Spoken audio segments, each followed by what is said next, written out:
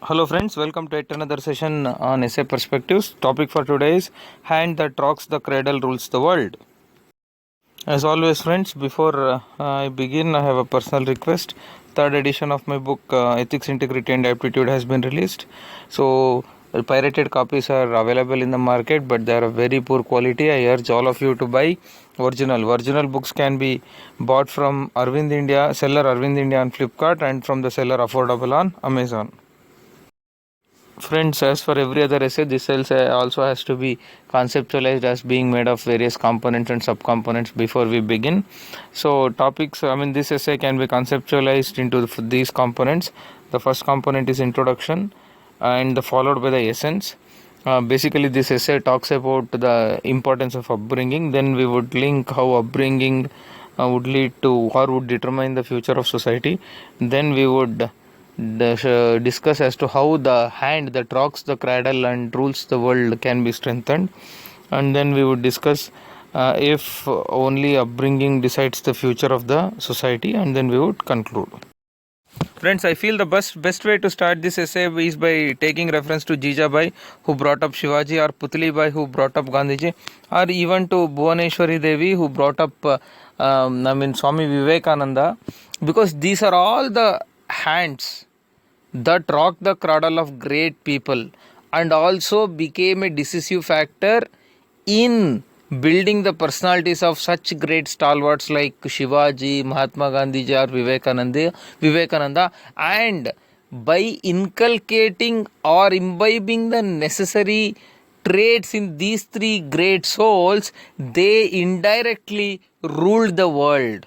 Gandhiji ruled the hearts of every Indian directly, while Putlibai is the spiritual force or moral force behind it. Same is the case with Swami Vivekananda. In fact, if we read the biography of Vivekananda, we take a lot of references as to the extent to which Bhuvaneshwari Devi was pious and her influence on the personality of Swami Vivekananda.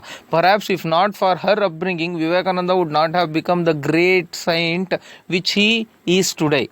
So thus, Vivekananda was rocked by Bhuvaneshwari Devi. At the same time, what Vivekananda ruled the minds of every Indian. That ruling is actually done by Bhuvaneshwari Devi indirectly. Okay, and another reference which I could think of is one of the famous Aesop stories.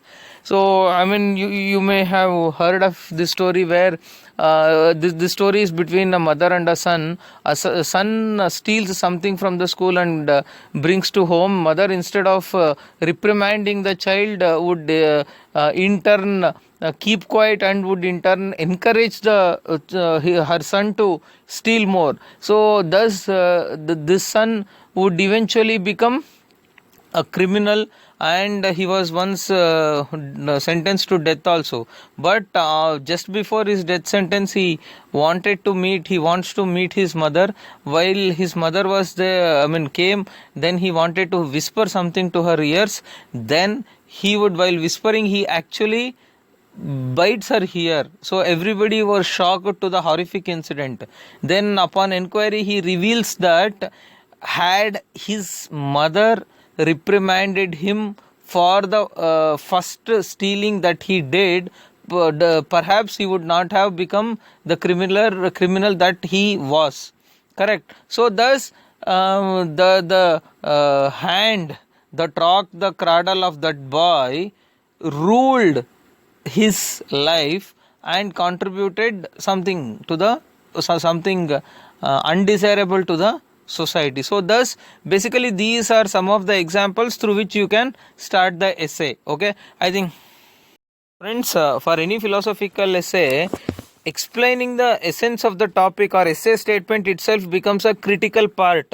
So similarly for this topic also, we need to first understand and elaborate on the meaning first. Actually, the best way to explain the meaning or to unearth the meaning or to understand to ourselves the meaning of essay statement is by deconstructing the essay topic itself. What would the topic says? The topic has two parts basically: hand that rocks the cradle and rules the world. Okay, what would hand that rocks the cradle signify?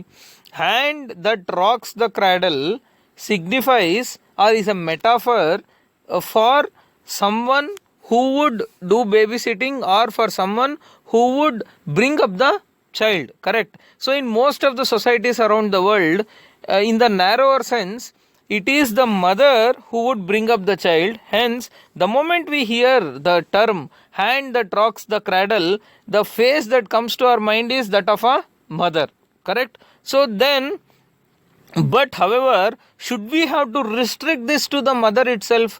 According to me, no. Hand that rocks the cradle need not be of only mother. It can be of father. It can be of grandparents. It can be of teacher also. Correct. See, hand that rocks the cradle maybe literally means that someone who is actually taking care of the child or putting child to sleep, but we need not have to take that in such narrower sense.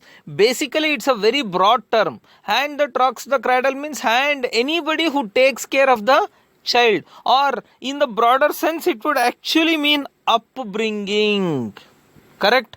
So a child's upbringing is determined by parents, by grandparents, by siblings, by friends, by teachers, whatnot. The list is actually endless. So thus it is important for us to look at this hand that rocks the cradle in a broader sense. But in most of the cases, even practically, it is mother who plays a critical role. In particular, we can attribute this to mother as well, okay? But only referring to mother as someone who contributes to the upbringing would actually narrow down the essay, and you would not be able to discuss more actually. According to me, an aspiring civil servant must be someone who would who would have the ability to read between the lines, who would have the ability to interpret things in a broader sense, who would have the ability to go beyond the societal notions, because it is our duty, bounden duty, to break some of the unwarranted societal notions, correct? So thus I would say hand that rocks the cradle would imply upbringing in general, mother in particular, okay? Then friends, what do you mean by ruling the world? Again, ruling the world is also metaphor. Ruling the world need not mean actually or directly exercising the power, correct? So a hand that rocks the cradle, a mother need not become a prime minister or president or king or queen to rule the world. What it actually means is ruling the world. What do you mean by ruling the world? A person who rules the world would take the society in a particular direction, correct? He or she takes decisions and would pull the society in the direction which he or she wants, correct? So here, thus, according to me, ruling the world essentially means determining the future of society or a person, correct? So essentially the entire term, if you deconstruct, it would actually mean a society's future is determined by the quality of the individuals it contains, which in turn is determined by the quality and the nature of upbringing of those citizens. Hope I have made sense, correct? So then you will also have to touch upon the link between upbringing and individual personality. In other words, we need to explain as to how upbringing would determine a person's personality. We have already referred to Jijabai, Putlibai and Bhuvneshwari Devi in our introductory paragraphs itself. A person brought up in a pious environment, a person who is brought up by a pious person would more likely to turn pious. So a person who is brought up by a health conscious mother or health conscious parents is likely to grow very strong, sturdy, correct? Because such a mother or such parents would ensure that nutritious food is fed to the child, would ensure that child is adequately immunized, would ensure that the surroundings are kept clean so that the child is not infected by any microbe. Correct. So thus the initial upbringing, the in terms of physical health, would actually determine the health of a person. So similarly you can give even morality for that matter. So you can again take reference to the story which we narrated in the introduction itself, that of mother and son. The mother who failed to reprimand a son who committed mistake would indirectly encourage that person to continue to commit those mistakes. Correct. So thus we need to give that link between upbringing and individual personality first. Correct. So once that is done, next we have to link between the individuals and the society's destiny. Friends, hope all of you would agree that it is the individuals who make up a society.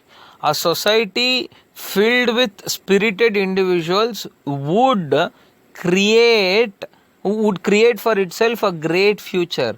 A society containing timid individuals would not create for itself a bright future.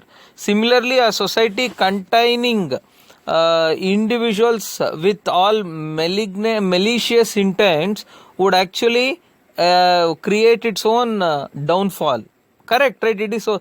Society is essentially people. Country is essentially people, not the soil, not the land, or whatever. So we can take the example of Japan, where every person is hardworking. Because of that, Japan has become a superpower. Correct. So it is very important, and we also can take the example of Britain, where everyone is an entrepreneur, where everybody used to think like a businessman. Because of that, in search of more fortunes, they went and conquered the entire world. Correct. So thus, whether it is without attaching merit to it, we can very well conclude that it is the individual, it is the quality of the individuals that would determine the future of the society. Correct. Friends, I often tell all of you to concretize the abstract topics, or in other words, to ascribe concrete meanings to the abstract concepts. So here, what is that abstract concept? Hand that rocks the cradle rules the world. Correct. So in this, so how would hand that rocks the cradle would rule the world is the abstract sense. That abstract sense can be made concrete through these points actually. So how would upbringing determine the society's future, in other words? So first, upbringing would ensure the health of the citizens. Correct. See, we even today we see a hand that rocks the cradle. If that hand is not aware, then that hand would end up not providing sufficient nutrition to the child. Hand would end up not immunizing the child, whatever. So thus the role of the mother or the upbringing in creating healthy citizens is undisputed. So but healthy citizens would actually make up a great society. Unhealthy citizens would not make up such great society. Why? Point number one is that if the citizens are healthy, they will be able to work harder, they will be able to produce more, they will be able to bring greater riches to the country. Second aspect is also that if the health of the citizens is not good, then significant proportion of the government spending would go towards improving the health outcomes of citizens. If they themselves are very healthy, that money could very well be used for generating or spurring more economic activity that would add to more riches, that would rule the country better. First point. Second thing is aware citizens. Aware means citizens with common sense, citizens with intelligence, citizens with smartness. I can call them smart citizens or intelligent citizens. Most of us are aware that a person's brain development for the first 5 years of his life would determine his or her intellectual capabilities, intellectual competences, etc., etc., etc. So thus, if the hand that rocks the cradle does not give a proper environment for the proper intellectual development of the child in that initial years, then that citizen will not become intelligent or smart. Correct? See, most of us are aware that Israelis have a very different way of, nurturing the child in the first 5 years. They would expose the child to lot many languages. They would expose the child to violin, music, etc., etc., etc., so that the child becomes very alert. Child becomes very aware. The child's intellectual development or brain development in those 5 years is encashed to the maximum extent. Correct? So, but if that intellectual exposure or smart exposure is not given to the child in those 5 years, perhaps the child would not become that intelligent. So next aspect is moral citizens. Again, it is the hand that rocks the cradle. I think more than creating a healthy citizen, more than creating a intelligent citizen, the role of the hand that rocking the cradle in creating a moral citizen is higher, because it is the child would absorb the principles of morality by observing persons who bring her up. Correct? So thus a mother or a father who acts himself or herself moral would set as the best example for the child to imbibe the spirit of morality and to become and to exhibit the same in her dealing in future actually. So to illustrate, we can take the example of Abdul Kalam's father. Abdul Kalam's father, though he belonged to Islam, he had friends in all communities. All of us are aware that Abdul Kalam hails from Rameshwaram, right? Even the chief priest of Rameshwaram temple was a very close friend of Abdul Kalam's father. Back then, Rameshwaram temple's priest and Abdul Kalam's father used to sit at one place and they used to exchange their religion. They used to exchange their ideas about religion, ideas about morality, etc., etc. In fact, that close knit friendship of people, of Abdul Kalam's father with a Hindu actually instilled the sense of religious tolerance in young Abdul Kalam.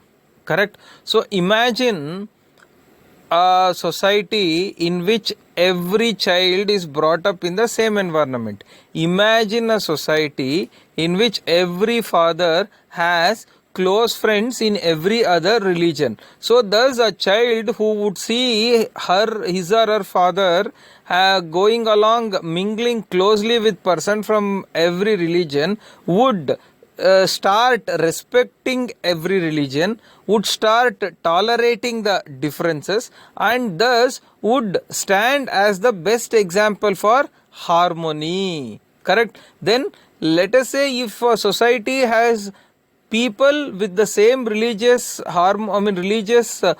tolerance of Abdul Kalam, then perhaps the society would never have had any communal riots at all. For such a society, for such a peaceful society, tell me who should be given credit? Tell me who ruled that society to be in such a peaceful, religious, tolerant state? It is the religious, it is the parents, it is who instilled that religious sense in, religious tolerance in every citizen. Correct? So thus the role of upbringing in ensuring a moral society, a peaceful society is extremely higher. Then friends, we need to talk about the enterprising citizens. What are these enterprising citizens? Enterprising citizens are the ones who try to take risks, who are ready to tread the path which is not trodden by anyone, to explore the unexplored avenues and to explore more and more business opportunities. Correct? See, the basically that enterprising qualities have to be inculcated from the childhood itself. See, A parent who would encourage the child to learn newer things. A parent who would encourage the child to go on his or her own to market and fetch something. A parent who would who would expose his or her child to all types of experiences in the world from the childhood itself would actually inculcate a spirit of adventure, would actually inculcate a spirit of risk taking from the childhood itself. So it is only such people who take the opportunity, who take the opportunity to explore unexplored and to make riches and to bring riches to the society. Then comes activist citizens. Who are these activist citizens? Basically, activism means a person who has the sense to rise against an injustice, who has the courage to question injustice. So that sense to question, sense to not to accept the injustice has to be inculcated from childhood itself. Otherwise, if that sense to question is questioning injustice is snubbed from the childhood itself, then the society will not have anyone who would question the injustice, and thus the injustice, corruption, etc. would get perpetuated in any society for that matter. So the courage to raise against injustice has to be inculcated by the upbringing itself. Okay, so whether a society has such citizens or not is decided by the upbringing which citizens receive. Take the example of North Korea. In North Korea, the ruler of the state is presented to the child to be God or near to God, and any act or any attempt to raise voice against that ruler is regarded to be a blasphemy. When such sense is instilled in the children from the beginning itself, do you really think there will be protest? Do you really think there will be riots to set the injustice right? No, right? So that is the whole reason why it is important to have activist citizens also. Whether those activist citizens are present or not is determined by the person who does the upbringing of the child. Friends, now we have argued satisfactorily that there is direct relationship between the future of society and the persons who bring up the citizens of that society. Now it is important for us to explain how the process of upbringing has to be strengthened so that the society has only capable citizens. Okay, the first and foremost thing is the concept of preschooling and Anganwadi. The whole concept of Anganwadis is to ensure that proper nutrition is given to the child at the formative years and proper exposure is given to the intellectual development of the child in the formative years, so that the society will have capable and able-bodied citizens. Second thing is exposure to cartoons. Why I am specifically writing the cartoons is, of course, the most of the citizens, the most of the children in this era are getting more and more influenced by cartoons, right? So it is you may very well argue that the children who get exposed to cartoons is very small number, but that small number is rising every day thanks to YouTubes, etc. Even in the remote areas, even in the villages also, the children are seeing cartoons on YouTube, etc. So thus it is important for us to give moral lessons through cartoons, to give and to build such traits in the children that they become an asset, not a liability on the society. Now we can also link the concept of new education policy, where the more focus is now given on preschooling. Education policy lays more emphasis on early childhood education, which is nothing but preschooling. See, the early childhood education was a neglected area in the previous policy documents on education. However, the renewed focus that is given to this early childhood education in the new education policy of India actually is a very great sign, and that testifies to the fact that government has recognized the importance of upbringing of the children in creating able citizens, thereby laying out a proper roadmap for a bright nation. Okay, friends, these are some of the points, actually some 2-3 points I have listed. So this is self-explanatory. You can very well come up with your own ideas as to how this hand that rocks the cradle has to be strengthened and conditioned so that only able-bodied citizens are gifted or contributed to the society. Okay, friends, after we have sufficiently argued the necessity of a proper upbringing for building a capable society, now in every essay, as I suggest all of you, it is important for us to withhold a bit and then counter argue our own arguments so that an element of analysis is inserted. Here, that element of analysis is inserted in this fashion. See, we know that upbringing rules the world, but does upbringing only rule the world, or are there any other factors? Okay, so such factors are there. The first one is education, friends. I want to make very clear, the upbringing that we referred all these times is for preschool education or primary education, but actually once that is done, the educational infrastructure, the provision for higher education, collegiate education, provision for research, development, scope for incubation centers, scope for innovations, healthy environment to protect patents, etc., research laboratories, whatnot. This ecosystem of scientific research coupled with a legal ecosystem for protecting newer ideas, newer innovations is the need of hour that would also rule the world.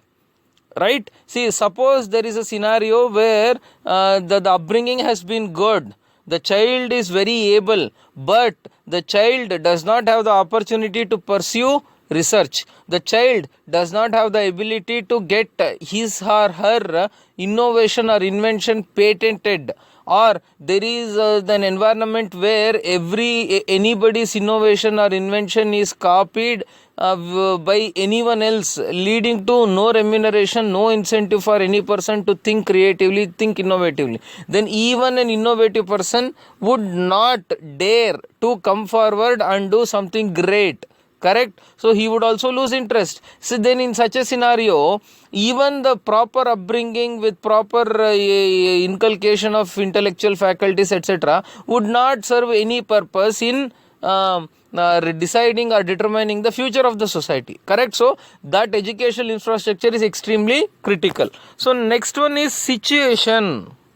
Though the personality of any individual is mostly determined by his innate traits and by upbringing, but however there has always been an element of situation or context that would determine a person's personality. Suppose a person has been brought up with all the moral stories or moral sense inculcated in him or her, but however as a person graduates, if a person gets deceived or cheated by a corrupt system, a person does not get what he or she is entitled to, in such a scenario a person would feel. And also if the same person sees that a person who indulges in unscrupulous practices gets returns easily and gets better returns, then it is very difficult for that person to hold on to the moral values and principles that were inculcated during upbringing. So such person has the tendency to shun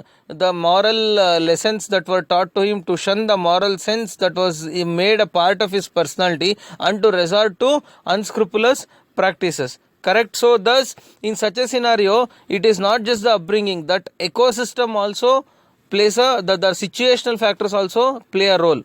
Then the third factor is global context. You may wonder, how is this global context linked to anyone's upbringing or future of society? Friends, all of us are aware that the process of development or process of progress is not straight or is not black and white. It is mostly grey. See, suppose a scenario wherein a country is filled with capable citizens, a country is filled with able-bodied citizens, a country has all the right factors to rise in the scenario. But however, the entire global economy is in doldrums because of war or because of some financial meltdown somewhere, etc., etc. In such a scenario, even this workforce of able-bodied citizens will not be able to leverage the opportunities and to bring the country up. Correct. Also, I can give you another example. So let us take the example of global warming. Though a country has environmentally conscious citizens, suppose an upbringing, suppose an environment is a environmental sense, ecological sense, or respect towards environment is a part of one community. The upbringing essentially inculcates that sense in them. This actually happens in tribal societies mostly, where they start respecting trees, where they start respecting forest, where they are against doing unmindful felling of trees, etc., etc. Okay, so even though a community, even though a society, even though a country has this ecological sense also, but if some other countries resort to materialism, unscrupulous practices of destroying the environment, then in some scenarios, for the excessive and unmindful destruction of environment by one community, one society, one country, the other community, other society, other country will take a hit. In that scenario, even the able-bodied citizens also will not be able to stop anything. See, this is what is happening. No, the effects of global warming are being shared by tropical countries. Correct. While the reason for this global warming is only a handful of countries that are contributing majority of proportion of carbon footprint. Correct. So that is what I wanted to explain. See, then the last thing is natural calamities.